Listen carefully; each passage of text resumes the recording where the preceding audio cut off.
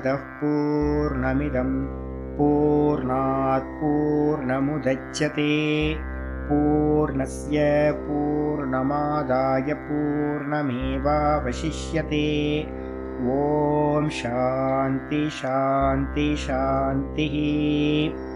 ओम गुरुर्ब्रह्मा गुरुर्विष्णुर्गुरुर्देवो महेश्वरः गुरु साक्षात् परं ब्रह्म तस्मै श्री गुरवे नमः।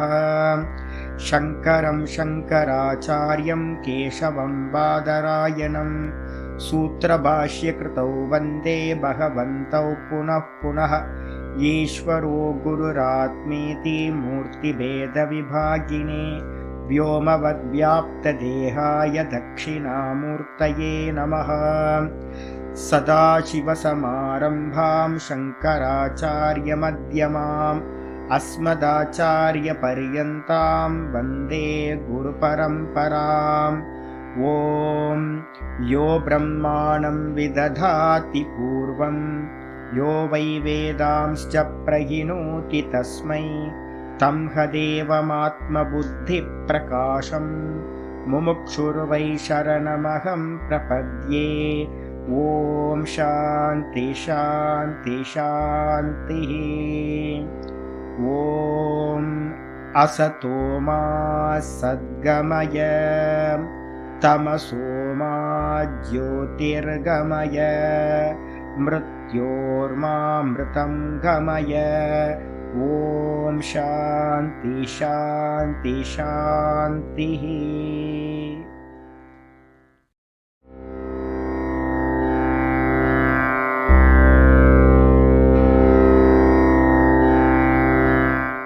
यद्भावनादवापीयं प्रत्यक्षितिरनामया क्लेशकर्माद्यसंस्पृष्टं तमीशं कञ्चना भजे।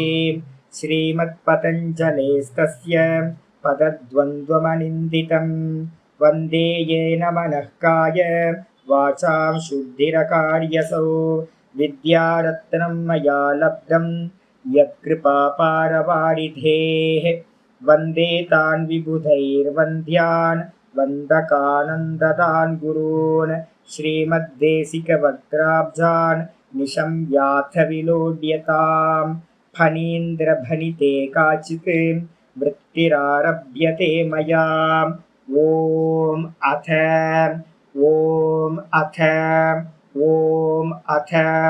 अथ योगानुशासनम्। நம்ம பார்த்துக்கிட்டு இருக்கிறது யோக சூத்திரத்துக்கு மேலே யோக சுதாகரம் சதாசிவ பிரம்மேந்திர தேவினை விருத்தி பார்த்துக்கிட்டு இருக்கோம். இதில் நேற்று கிளாஸில் லாஸ்ட் கிளாஸில் நம்ம என்ன பார்த்துருக்கோம் அப்படின்னு கேட்டிங்கன்னா, விஷயவதி வா பிரவருத்தி உற்பன்னா மனசக ஸ்திதி நிபந்தினி. அப்போ சாதனைகள் எங்கிருந்து ஆரம்பிச்சிருக்கு? 23வது சூத்திரத்திலிருந்து 32வது சூத்திரம் வரைக்கும் பிரணவ அபியாசம். சமாதிக்கு சாதனம், முதல் சாதனம் பிரணவம். ஈஸ்வர சரணாகதி பண்ணி அந்த பிரணவத்தை, ஈஸ்வரனோட நாமமா இருக்கிற பிரணவத்தை பண்றது. அதுக்கப்புறம் பார்த்தீங்கன்னா ரெண்டாவது பார்த்தீங்கன்னா 34வது சூத்திரத்துல பிராணாயாம சாதனை சொல்லப்பட்டது. அதுக்கு நடுவுல 33வது சூத்திரத்துல என்ன பண்ணுச்சு அப்படின்னா, பேஸா இருக்கக்கூடிய மைத்திரி கருணா முதித்த உபேக்ஷாயாம் அப்படின்னு பாவனையை சொல்லப்பட்டது. அந்த பாவனை தனியா எடுத்துக்க வேண்டாம். அந்த பாவனை எல்லா சாதனைக்கும் கீழே ஆதாரமா இருக்கிறது. இதுக்கப்புறம் 3வது சாதனா எது சமாதிக்கு அப்படின்னா, விஷயவதி வா பிரவருத்தி உற்பன்னா மனசக ஸ்திதி நிபந்தினி.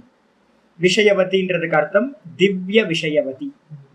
எது பார்த்தீங்கன்னா திவ்ய விஷயங்களாக நமக்கு பார்த்தீங்கன்னா எங்கேயாவது தெரிஞ்சது அப்படின்னா, கோயிலுக்கு போறோம், அது பார்த்தீங்கன்னா ஈஸ்வர ரூபங்கள், திவ்யமான அலங்காரம் இருக்கு. நேற்று முருகர் கோயிலுக்கு நான் போயிருந்தேன். ரொம்ப அற்புதமான அலங்காரம் பண்ணியிருந்தாங்க. வருஷாந்திர பூஜை நடந்துச்சு. நல்ல அலங்காரம், பார்க்கறதுக்கே முருகர் ரொம்ப சௌந்தரியமா இருந்தார். அப்ப முருகரோட திவ்யமான காட்சி பார்த்தீங்கன்னா இருக்கு அப்படின்னா ரூபம். ரூபம், ரசம், சப்தம் இதெல்லாம் பஞ்ச இந்திரிய விஷயங்கள்ல திவ்யமான விஷயத்தை ஏதாவது ஒன்று எடுத்துக்கிட்டு, நிறைய எடுத்துக்கூடாது, ஏதாவது ஒன்று எடுத்துக்கிட்டு பார்த்தீங்கன்னா விஷயவதி, திவ்ய விஷயவதி. சித்தம், அது கூட சித்தம் போட்டுக்கணும். திவ்ய விஷயவதி சித்தம். இந்த சித்தம் பார்த்தீங்கன்னா எப்போ ஒரு திவ்யமான விஷயத்தை எடுத்துக்கிட்டு அதுலேயே மெதுவா மெதுவா மெதுவா ஃபர்ஸ்ட் எடுத்தோம் அதுலேயே என்ன இருக்கணும், தாரணை நடக்கணும். அந்த தாரணை பண்ணி பண்ணி பண்ணி மெதுவா என்ன ஆகணும்னு கேட்டிங்கன்னா, எப்படி நம்ம சார்ஜரில் போட்டு சார்ஜ் பண்ணுறோம், அதுக்கப்புறம் எந்த எந்த இடத்துக்கு வேணாலும் கொண்டுட்டு போய் யூஸ் பண்ணுறோம், அந்த பவர் வந்து ஸ்பெண்ட் பண்ணுறோம். அதே மாதிரி சித்தம் வந்து பார்த்தீங்கன்னா முதல்ல என்ன பண்ணணும், ஒரு அட்டெம்ப்ட் பண்ணணும், முதல்ல தாரணா பண்ணணும். எந்த திவ்ய விஷயத்தை பார்த்தாலும் அதை மனசுக்குள்ளார கொண்டு வந்து நல்லா தாரணம் பண்ணி அபியாசம் பண்றது. அது நல்லா ஸ்திரமானதுக்கு பிறகு அந்த அபியாசத்தை வந்து பார்த்தீங்கன்னா எந்த இடத்துல வேணாலும் அப்ளை பண்ணலாம். அதுக்கு பேர் பிரவிற்த்தி உட்பன்னான்னு பேர். சார்ஜர்ல போடுறது தாரணா, அதுக்கப்புறம் அதை வந்து யூட்டிலைஸ் பண்றது, எங்கெல்லாம் நம்ம யூட்டிலைஸ் பண்ண முடியுமோ யூஸ் பண்ண முடியுமோ அங்கெல்லாம் யூஸ் பண்ண முடியும். அது மாதிரி வந்து பார்த்தீங்கன்னா பிரவிற்த்தி உட்பன்னா அது மாதிரி நீங்க பண்ண ஆரம்பிச்சிங்க அப்படின்னா, இப்போ நான் வந்து கோயிலில் பார்த்தேன், முருகரோட ரூபத்தை நான் கோயிலில் பார்த்தேன். நல்ல மனசுக்குள்ளார என்ன பண்ணுறேன், உள்வாங்க, நல்ல அலங்காரம், நல்ல முகம் அவரோட. எப்போ வந்தீங்கன்னா வந்து பாருங்க, இங்கே தான் அருணகிரிநாதர் வந்து திருப்புவல் பாடின இடம், வடவீதி சுப்பிரமணியர் கோயில் அப்படின்னு பேர். அப்போ எனக்கு பார்க்கும் போதெல்லாம் வந்து பார்த்தீங்கன்னா பகவானே நான் பிரார்த்தனை பண்ணுவேன், பகவானே எப்படி அருணகிரிநாதருக்கு அருள் புரிஞ்சியோ அதே மாதிரி எனக்கும் ஒரு வாட்டி உன்னோட சுரூபத்தை காட்டேன் அப்படின்னு நான் பிரார்த்தனை பண்ணுவேன். அவ்வளோ அழகா இருப்பார் முருகர். அப்போ அந்த முருகரோட கண்ணெல்லாம் பார்த்தீங்கன்னா கண்ணம்லாம் தட்சிணாமூர்த்தி மாதிரியே இருக்கும். அந்த முருகர் வந்து ஸ்பெஷல் இல்லை, தட்சிணாமூர்த்தியோட சாயல் இருக்கும் குருநாதர். அப்போ அதை பார்க்கும் போதெல்லாம் நம்ம வந்து பார்த்தீங்கன்னா மனசுல உள்வாங்கிட்டேன்னா, அப்போ உள்வாங்கிறதுன்றது அந்த அந்த இடத்துல இருந்து உள்வாங்கிறதுன்றது தாரணம். தாரணை பண்ணதுக்கு பிறகு இப்போ நான் உங்கள்கிட்ட வந்துட்டு இப்போ எனக்கு வந்து பார்த்தீங்கன்னா நினைச்ச போது அந்த ரூபம் இப்போ எனக்கு மனசுல வரும். வாரம் டெய்லி வந்து பார்த்தீங்கன்னா வியாழக்கிழமை அவர்கிட்ட போறேன். இப்போ சமயம் இருக்கும்போது செவ்வாய்க்கிழமை முடிஞ்சாலும் செவ்வாய்க்கிழமை போறேன். அப்போ 2 நாள் 3 நாள் போய் நான் என்ன பண்ணுவேன் அப்படின்னு கேட்டால் உத்து அந்த விக்கிரகத்தை வந்து அந்த ரூபத்தை வந்து பார்த்தீங்கன்னா உள்வாங்க. என்ன ரூபம் அப்படின்னா இந்த மாதிரி லௌகிகமா இருக்கிற ரூபம் இல்லை, நடிகர் நடிகைகளோட ரூபம் இல்லை. யாரோட ரூபம், திவ்ய தெய்வத்தோட ரூபம், திவ்யம் அப்படின்னு பேர். திவ்யம்னு என்ன அர்த்தம் அப்படின்னு கேட்டீங்கன்னா ந பிராகிருதம் அப்படின்னு அர்த்தம். லௌகிகமான மாயா விஷயங்கள் இல்லை, வெறும் தெய்வீகமான ரூபங்கள். அந்த ரூபத்தை உள்வாங்கி தாரணை பண்ணி பண்ணி பண்ணி பண்ணி இப்போ நான் உங்கள்கிட்ட பேசிக்கிட்டு இருக்கும் போதே எனக்கு முருகரோட ரூபம் வந்து பார்த்தீங்கன்னா தட்சிணாமூர்த்தி ரூபமும் முருகரோட ரூபமும் ஒரே மாதிரி சிமிலாரிட்டி வருது. நான் 2-3 இடத்துல தட்சிணாமூர்த்தி பார்த்துருக்கேன், அதே மாதிரி முருகரை இருப்பேன், ரொம்ப சிமிலாரிட்டி இருக்கும். அப்போ என் கண்ணுக்கு முன்னாடி இந்த ரெண்டும் வருது அப்படின்னா, இப்போ நான் இப்போ பேசிக்கிட்டு இருக்கும் போதே என்னால் அதை பார்க்க முடியுது இல்லை, அதுக்கு பேர் பிரவிற்த்தின்னு பேர். ஒன்று தாரணம், அதுக்கப்புறம் அது பிரவிற்த்தி. கோயிலை விட்டு வந்தாச்சு, நேற்று தான் பார்த்தேன், நேற்று ஆயிடுச்சு 8-10 மணி நேரத்துக்கு மேலே, 15-12-13 மணி நேரத்துக்கு மேலே ஆச்சு. அப்போ 15 மணி நேரத்துக்கு அப்புறமும் கூட எனக்கு அந்த தாரணத்தோட சக்தியை நான் வந்து இந்த ரூமுக்குள்ளார உட்காந்துக்கிட்டு பண்ண முடியும் அப்படின்னா, இப்போ நீங்கள் இல்லைன்னா நான் என்ன பண்ணுவேன், ஃப்ரீயாக உட்காந்துக்கிட்டு கண்ணு மூடி உட்காந்துக்கிட்டு அந்த ரூபத்தை மனசுக்குள்ளார நான் கொண்டு வரேன்னு வச்சுக்கோங்க. முருகரோட ரூபத்தை மனசில் கொண்டு வந்தேன்னா அழகா இருக்கார், சௌந்தரியமாக இருக்கார், கண்கள்லாம் எப்படி இருந்துச்சு, கண்ணம்லாம் எப்படி இருந்துச்சு, அவரோட சின்னெல்லாம் எப்படி இருந்துச்சு, நெத்தி எப்படி இருந்துச்சு, அவரோட கிரீடம் எப்படி இருந்துச்சு, பக்கத்தில் இருந்த மயில் வாகனம் எப்படி இருந்துச்சு அப்படின்னு ஒவ்வொன்றா வந்து பார்த்தீங்க அப்படின்னா நான் மனசுக்குள்ளார கொண்டு வரேன்னு வச்சுக்கோங்க. அப்போ கொண்டு வர முடியும் அப்படின்னா அதுக்கு பேர் பிரவிற்த்தி உட்பன்னான்னு பேர்.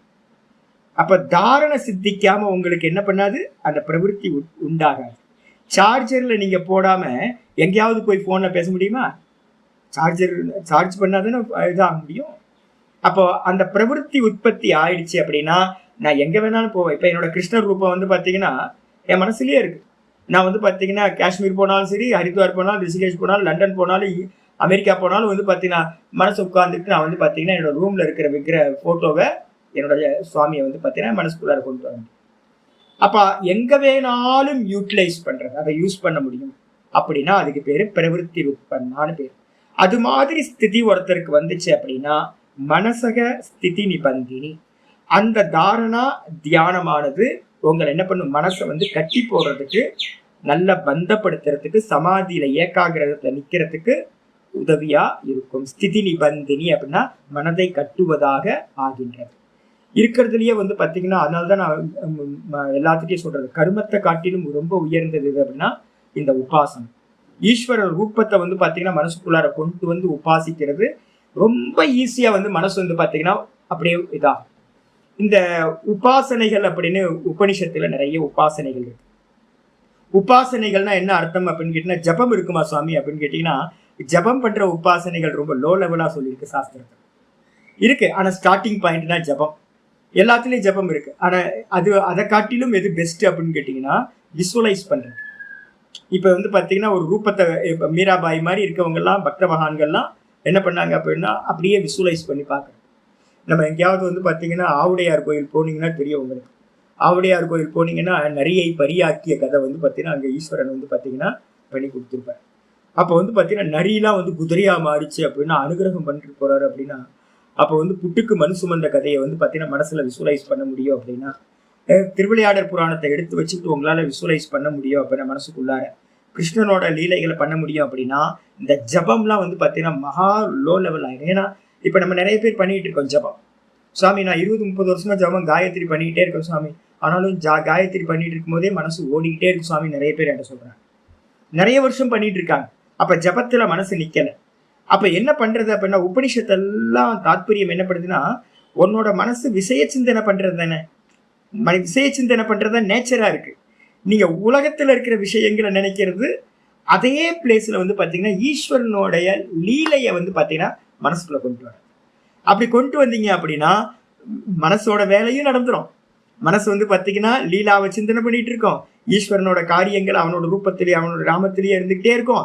ஆனா மெதுவா மெதுவா மெதுவா என்ன ஆகும்னு கேட்டீங்கன்னா, ஒரு விஷயத்திலேயே அது பந்தமாயி ஏகாகிர சித்தத்தை கொடுத்து உங்களை சமாதிக்கு கொண்டு போயிடும்.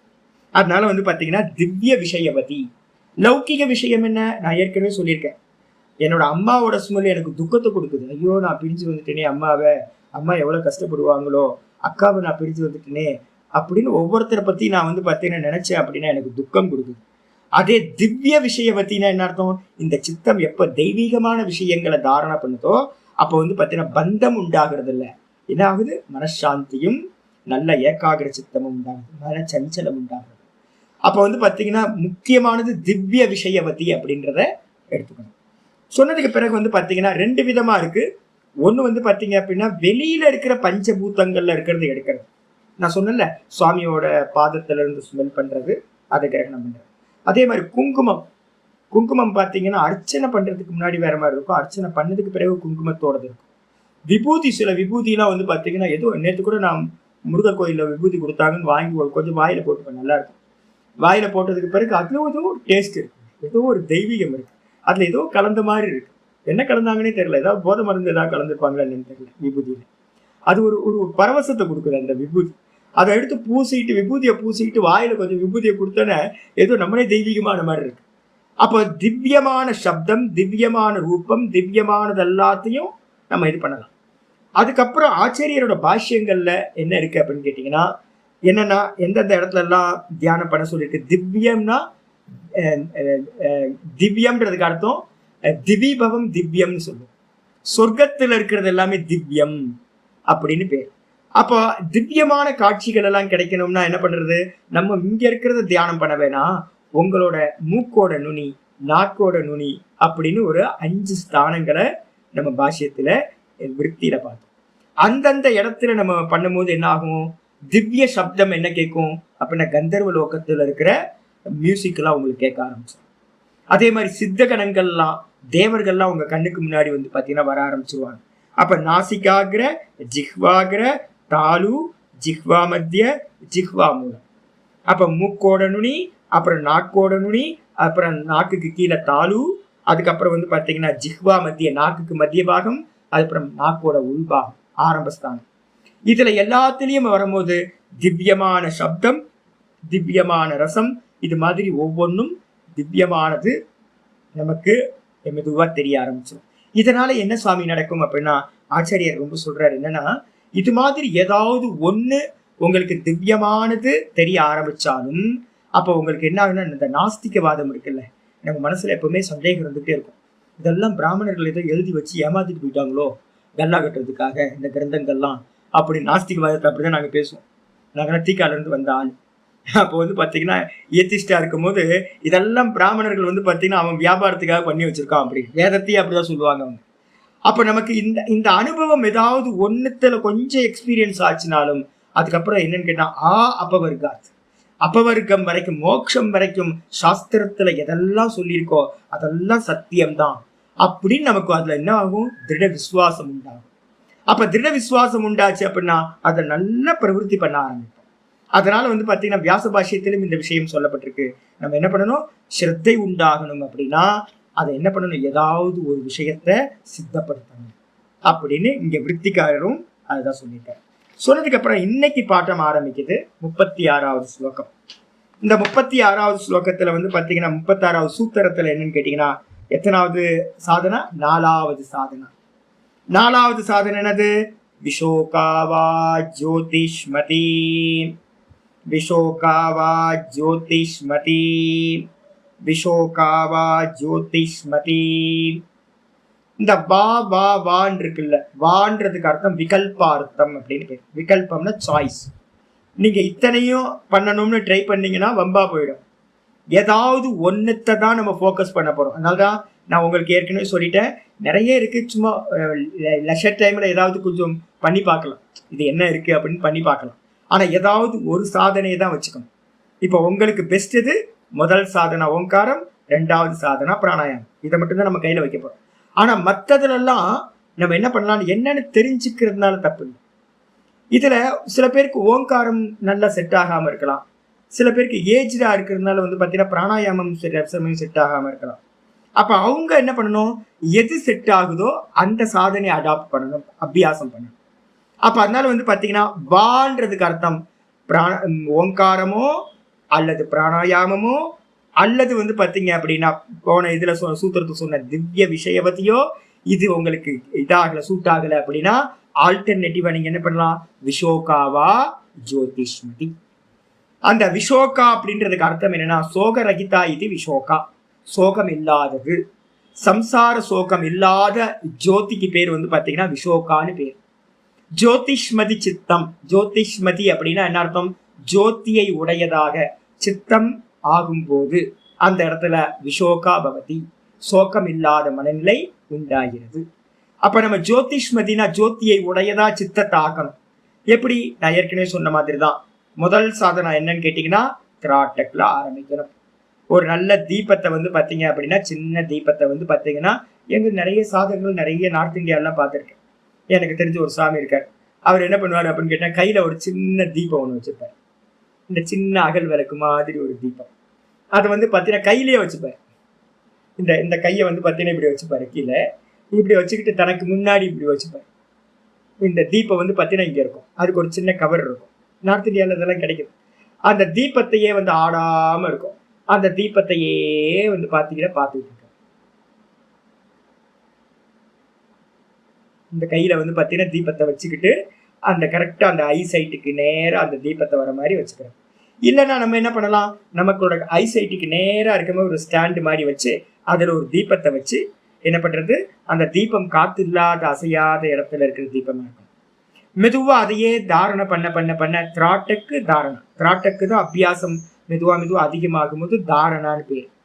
அப்ப திராட்டக்கு பார்க்க பார்க்க பார்க்க பார்க்க என்ன ஆகும்? நான் ஏற்கனவே சொல்லியிருக்கேன், 2 கண்ணும் நமக்கு எப்படி இருக்கு? தனித்தனியா செப்பரேட்டா பார்க்குது. இது பாக்குறது இது பாக்குறதுல, இது பாக்குறது இது பாக்குறது, 2 நீங்க பாத்தீங்கன்னா தெரியும். இப்ப கட்ட விரலை வச்சு பாருங்க, பாத்தீங்கன்னா இந்த கண்ணு பார்த்துச்சுன்னா இந்த கண்ணு பார்க்காது.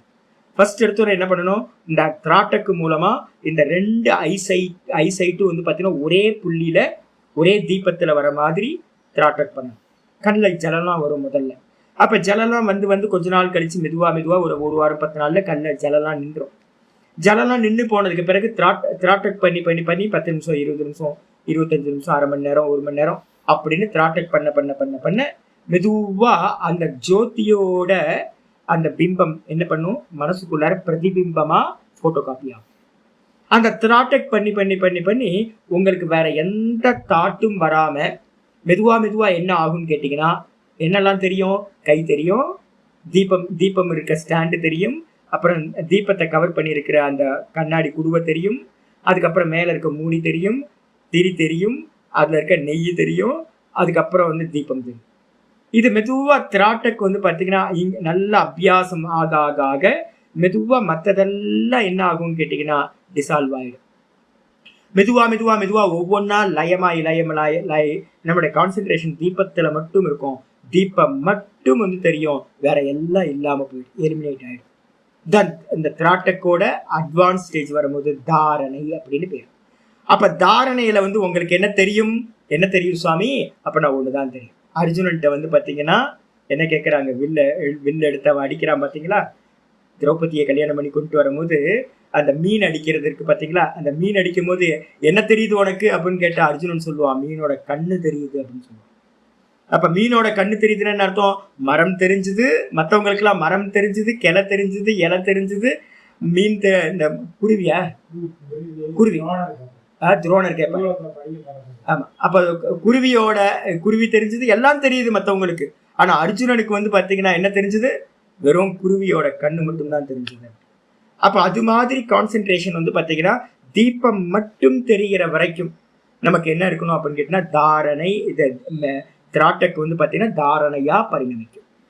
அந்த தாரணை பண்ணி பண்ணி பண்ணி பண்ணி அபியாசம் பண்ணும்போது கண்ணை மூடுனீங்க அப்படின்னா அந்த தீபம் வந்து பாத்தீங்கன்னா உங்களுக்கு விசிபிள் ஆகும் மனசுல. இது இஷ்ட ரூபம் எல்லாமே அது மாதிரி ஆகும். இப்ப என்னோட கிருஷ்ண ரூபம் வந்து பாத்தீங்கன்னா எனக்கு கண்ணு மூடுனா நல்லா வரும். முருகர் வந்து பாத்தீங்கன்னா இப்ப நல்ல முருகர் வரார், எந்த ரூபத்தை பார்த்தாலும் என்னால கொண்டு வர முடியும். இதே மாதிரி வந்து பாத்தீங்கன்னா தீபத்தை வந்து மனசுக்குள்ளார கொண்டு வரும். தீபம்னா என்ன அர்த்தம் எடுக்கணும், மற்றது எதுவுமே இருக்கக்கூடாது, வெறும் தீபம். அந்த தீபத்தோட ஜோதி இருக்குல்ல, அந்த சுடர் மட்டும், ஃப்ளேம் மட்டும் தெரியணும். இதை கண்ணை மூடி உட்கார்ந்து உங்களால பண்ண அபியாசம் ஆரம்பிக்கிறீங்க. இந்த அபியாசத்தை மெதுவா என்ன உபனிஷத்து என்ன சொல்லுதுன்னா, சொல்லும் போது வந்து பாத்தீங்கன்னா ரொம்ப அருமையான உபனிஷத்து, சாந்தோக்கிய உபனிஷத்துல 8வது அத்தியாயம் ஹார்த பிரம்ம உபாசனான்னு பேர். அதுக்கு பேர் ஹார்த பிரம்ம உபாசனா.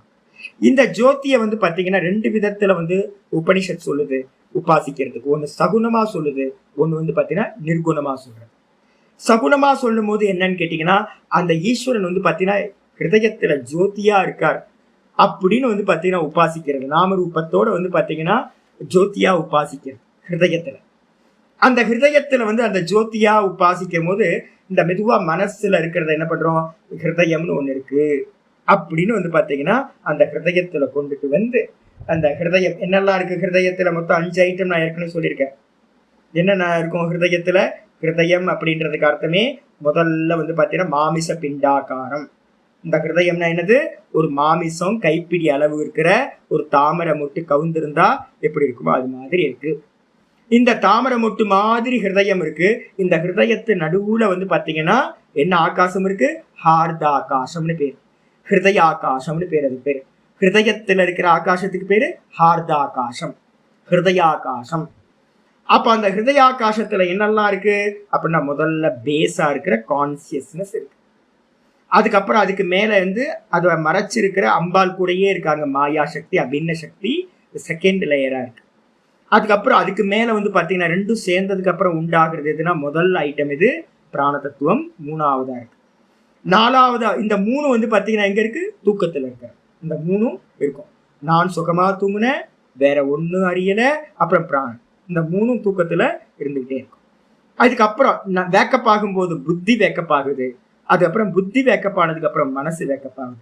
இந்த 5 தத்துவங்களும் ஈஸ்வர தத்துவங்கள்னு பேர். இந்த 5 மட்டும் தான் ஹிருதயத்துல இருக்கிற 5 லேயர் இருக்கு. அப்ப நீங்க என்ன பண்ணீங்க, மனசுல வந்து ஜோதி பார்த்தீங்க. முதல்ல வந்து பாத்தீங்கன்னா வெளியில இருக்கிற ஜோதி. அதுக்கப்புறம் அந்த ஜோதியை வந்து பாத்தீங்கன்னா காயத்ரி உபாசனையில இதெல்லாம் என்ன பண்ணும், 2வது ஜோதி வந்து கண்ணுல பார்க்க சொல்லும். காயத்ரி நம்ம வந்து டைரக்டா மனசுக்குள்ளாரியே கொண்டு வாங்க. ஏன்னா தாரணை பண்ணீங்கன்னாவே ஒரு டைம்ல என்ன ஆகும் தெரியுங்களா, திராட்டக் பண்ணி பண்ணி பண்ணி பண்ணி அந்த எல்லாம் மற்றதெல்லாம் என்ன போயிட்டு வெறும் ஜோதி மட்டும் தெரியும், கண்ணும் ஜோதி ஒன்னாயிடும். நீங்க கண்ணு தனியா, பார்க்கிற கண்ணு தனியா, ஜோதி தனியா தெரியாது. அப்போ ஜோதி வந்து கண்ணில் வந்தாச்சுன்னு அர்த்தம். வெளியில ஜோதி, அதுக்கப்புறம் கண்ணுல ஜோதி, அதுக்கப்புறம் அப்படியே போட்டோ காப்பி பண்ணி மனசுல ஜோதி. மனசுல இருக்கிற ஜோதி ஏதாவது விக்ஷேபத்தோட இருந்தா மனசுல இருக்கிற ஜோதி, விக்ஷேபம் இல்லாம இருந்துச்சு அப்படின்னா அபியாசத்துல அதிகமாக அதிகமாக மனசுல இருக்கிற ஜோதியை நல்லா பார்த்து பார்த்து பார்த்து எந்த டிஸ்ட்ராக்ஷனும் இல்லாம தொடர்ந்து மனசுல வந்து பாத்தீங்கன்னா ஜோதி பார்க்க முடியும். அப்படின்னா அப்ப நீங்க என்ன பண்ணலாம், அது மனசு புத்தியா மாறிடுச்சுன்னு அர்த்தம். சஞ்சலம் இருந்துச்சுன்னா, மனசு வந்து வந்து போயிட்டு இருந்துச்சுன்னா, மனசு ஜோதி இன்னும் மனசுலதான் இருக்கு. ஒரு 2 செகண்ட் பாக்குறீங்க, அப்புறம் வெளியில வேற சிந்தனை போகுது, திரும்ப 2 செகண்ட் பாக்குறீங்க, வெளில போகுது. இப்படி இருந்துச்சுன்னா ஜோதி மனசுல இருக்குன்னு அர்த்தம். எப்ப எந்த தாட்ஸும் இல்லாம ஜோதி மட்டும் மிச்சம் இருக்கோ அப்ப அந்த மனசு இல்ல, அதுக்கு பேரு புத்தின்னு பேரு. சாலிட் ஆயிடுச்சுன்னு அர்த்தம். அந்த புத்தியில இருக்கிறத வந்து பாத்தீங்கன்னா மெதுவா மெதுவா அந்த புத்தி எங்க இருக்கு? ஹிருதயத்துல இருக்கு. புத்தியோட ஸ்தானம் இது ஹிருதயம். அந்த ஹிருதயத்துல வந்து பாத்தீங்கன்னா அந்த ஜோதியை நீங்க பார்க்க ஆரம்பிக்க. ஹிருதயத்துக்கு வந்து பாத்தீங்கன்னா வர்ணனைகள்லாம் இருக்கு. எத்தனை இதழ் தாமரை, அந்த இடத்துல என்ன நாதம் இருக்கும், எந்த மாதிரியான கலர் இருக்கும், என்ன மியூசிக் வந்து பாத்தீங்கன்னா அங்கிருந்து கேட்கும். இதெல்லாம் குண்டலியில வந்து பாத்தீங்கன்னா குண்டலினி யோகத்துல இதை பத்தி ரொம்ப விரிவா இருக்கு. சௌந்தரிய லகரி இது மாதிரி நிறைய தந்திர சாஸ்திரங்கள்ல, காஷ்மீர தந்திர சாஸ்திரங்கள்ல இதை பத்தி ரொம்ப விரிவா சொல்லப்பட்டிருக்கு. என்னைக்காவது ஒரு அகேஷன்ல குண்டலி உபனிஷத்துன்னு ஒரு உபனிஷத்து இருக்கு, நான் அதை படிச்சு கொடுக்கும்போது ஒவ்வொரு இதுவும் சக்கரங்களை பத்தி பேசும்போது இதை பத்தி பேசிக்கலாம். அப்ப வந்து பாத்தீங்கன்னா ஹிருதயத்துல கொண்டு வந்து அந்த ஜோதியை வந்து பாத்தீங்கன்னா தாரணம் பண்ணிக்கிட்டே இருக்கிறது, மெதுவா இது பண்ணிக்கிட்டே இருக்கிறது. அப்படி பண்ணும்போது என்ன ஆகும்? மனசக ஸ்திதி நிபந்தினி. போன சூத்திரத்துல இருக்கிற மனசக ஸ்திதி நம்ம பிரவருத்தி உட்பன்னா மனசக ஸ்திதி நிபந்தினி இருக்குல்ல, அதை கட் பண்ணி இதோட ஆட் பண்ணிக்கிட்டே வரணும். அப்ப என்ன அர்த்தம்? விஷோகாவ ஜோதிஷ்மதி பிரவருத்தி உட்பன்னா மனசக ஸ்திதி நிபந்தினின்னு ஒரு பெரிய சூத்திரம், அனுவிருத்தின்னு பேர். முந்தின சூத்திரத்துல இருக்கிற பாதியை எடுத்து இதுல கட் அண்ட் பேஸ்ட் பண்ணீங்க அப்படின்னா அதுக்கு பேரு அனுவிருத்தி, ஃபுல் மீனிங் கிடைக்கும். அப்ப நான் என்ன பண்றேன்? இந்த அபியாசம் பண்ணி பண்ணி பண்ணி எனக்கு அபியாசத்துல உட்கார்ந்து கண்ண மூடி உட்கார்ந்து ஒரு ஆசனத்துல இருந்து நான் இதை சித்தப்படுத்துறேன்னு வச்சுங்க. அது அப்புறம் எங்க போயினாலும் போய் உட்கார்ந்துக்கலாம். எந்த இடத்துல போய் உட்கார்ந்தாலும் என்னால ஜோதியை உள்ளுக்குள்ளார ஜோதியை பார்க்க முடியும் அப்படின்னா, ஹிருதயத்துல ஜோதியை பார்க்க முடியும் அப்படின்னா, அந்த ஜோதியை பார்த்துக்கிட்டே இருக்கேன்னா இந்த மனசு வந்து பாத்தீங்கன்னா மெதுவா மெதுவா விஷய சிந்தனையில போகாம தடுத்து நிப்பாட்டி ஏகாகிர சித்தத்தை அடைகின்றது. அது மெதுவா மெதுவா மெதுவா சவிகல்ப சமாதியை மெதுவா கொடுத்துக்கிட்டே போகும். எல்லா சவிகல்ப சமாதியும் நடக்கும். கடைசியில சவிகல்ப சமாதியில எங்க நடக்கும்? சகுண ஈஸ்வரன் இடத்துல பண்றது. நாமரூபத்துல நடந்துச்சுன்னா அது சவிகல்ப சமாதி. அதுக்கப்புறம் அந்த ஜோதி ஜோதின்னு சொல்றீங்களா சாமி, அந்த ஜோதி எப்போ வந்து நிர்குணமாகும்? அப்படின்னா எப்போ நீங்க ஜோதின்றத வேதாந்தம் படிச்சு ஜோதின்றதுக்கு அர்த்தம் கான்சியஸ்னஸ் அப்படின்னு நீங்க எப்போ எடுக்கிறீங்களோ, எப்ப வந்து பாத்தீங்கன்னா அந்த மாயா தத்துவம் உள்ள இருக்குல்ல, மனசு புத்தி, புத்தியை தாண்டி பிராணன், பிராணனை தாண்டி மாயா அவித்யா, அவித்யாவை தாண்டி ஆத்ம தத்துவம். அப்போ இந்த சவிகல்ப சமாதி எது வரைக்கும் அப்படின்னா இந்த மாயா அம்சத்து வரைக்கும் தான் இந்த ஜோதியோட ரூபம் இருக்கும். அந்த ஜோதியை வந்து பாத்தீங்கன்னா தாண்டி போகும்போது வேதாந்தம் சொல்லுது ஜோதின்றதுக்கு அர்த்தம் வந்து பாத்தீங்கன்னா பியூர் கான்சியஸ்னஸ், நம்மளுடைய உணர்வு அப்படின்னு தெரிஞ்சதுக்கு பிறகு அந்த அறிவு பியூர் அறிவா இருக்கிறது.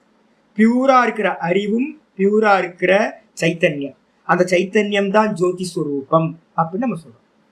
அப்போ நம்ம வெளியில லைட் எடுத்து வச்சிருக்கோம். லைட்னா நமக்கு என்ன தெரியும்? முதல்ல வெளில இருக்க தீபம் தானே சுவாமி லைட் அப்படின்னு. வாஸ்தவத்துல லைட் எரியுதா இல்லையான்னு பாருங்கன்னு சொன்னா நீங்க என்ன சொல்றீங்க? ஆமா எரியுதுஜி அப்படின்றோம். இல்ல ஜி லைட்டே இல்ல ஜி, அங்க வெறும் இருட்டா இருக்கு ஜி. அப்ப லைட்டையும் பிரகாசப்படுத்துறது யாரு? நான் தான் கான்சியஸ்னஸ், நான் தான் லைட்டுக்கெல்லாம் லைட். சூரியன் இருக்கா இல்லையா ஜி? சூரியன் இல்லை ஜி, மேகமூட்டமா இருக்கு, வெளியில வந்து பாத்தீங்கன்னா மறைச்சிருக்கு. அப்ப சூரியன் லைட்டா இல்ல நான் லைட்டா? சூரியனையே பிரகாசிக்கிற லைட் யாருன்னு கேட்டீங்கன்னா நான் தான். அப்போ வெளியில இருக்கிற லைட் வரைக்கும் இருந்துச்சுன்னா, நாமரூபத்தோடு இருக்கிற லைட் வரைக்கும் இருந்துச்சுன்னா, அங்க வந்து நாமரூபம் இருந்துச்சு அப்படின்னா அதுக்கு பேரு சவிகல்ப சமாதி, ஏகாகிர சித்தத்துல நடக்கிறது.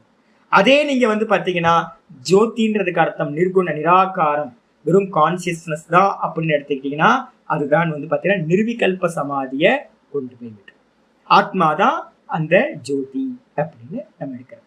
சுயம் ஜோதி பிராமணம், பிருகதாரண்யத்துல சுயம் ஜோதி பிராமணம் அப்படின்னு ஒண்ணு இருக்கு, அது இதை பத்தி தான் பேசும். இதுக்கப்புறம் வந்து பாத்தீங்க அப்படின்னா ஒரு அருமையான ஸ்லோகம் நான் ஏற்கனவே சொல்லிருக்கேன், ஏக ஸ்லோகி அப்படின்னு ஒரு ஸ்லோகம். ஏக ஸ்லோகின்ற ஸ்லோகத்துல வந்து ஆச்சாரியர் 4 இதுல என்ன பண்றாரு அப்படின்னா அந்த நிர்குணத்தை இது பண்றாரு.